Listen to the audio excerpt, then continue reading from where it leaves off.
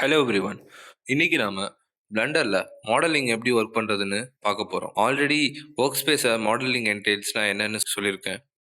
இப்போ நீங்க ஆப்ஜெக்ட்ஸை பார்த்தீங்கன்னா எடிட் மோட்ல மாறி இருக்கும். இதை தான் மாடலிங்க்கு ரொம்ப இம்பார்ட்டன்ட். ஒர்க் ஸ்பேஸ் ஓப்பன் பண்ணும்போது குவிக் டூல்ஸ் மெனு லெஃப்ட்ல ஓப்பன் ஆகிறத பார்க்கலாம்.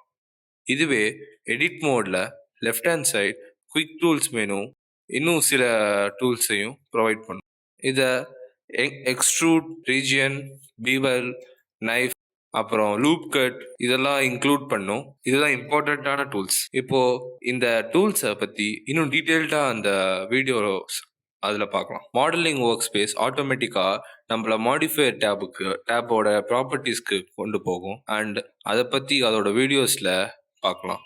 அடிஷ்னலாக இன்னும் நிறைய ஆப்ஷன்ஸ் வியூ போர்ட்டோட டாப்பில் இருக்குது. இப்போ நம்ம எடிட் மோடில் இருக்கிறதுனால இருக்கிற மெனுஸ் எல்லாமே அடிஷ்னலாக ஒர்க் பண்ண ஆப்ரேட்டர்ஸ் கொடுக்கும். இப்போ ஒரு குயிக் டெமான்ஸ்ட்ரேஷனுக்காக ஒரு சேரை மாடல் பண்ணுறோம். அது ரொம்ப ஈஸியாக நம்ம மாடலிங் ஒர்க் ஸ்பேஸில் பண்ணலாம். அடுத்த வீடியோவில் இந்த சேரை எப்படி பண்ணுறதுன்னு பார்க்க போகிறோம். இந்த வீடியோவில் நம்ம மாடலிங் இன்ட்ரோடக்ஷனை பற்றி பார்த்தோம். அடுத்த வீடியோவில் கிரியேட்டிங் மெஷர்ஸ் பற்றி பார்க்கலாம். தேங்க்யூ.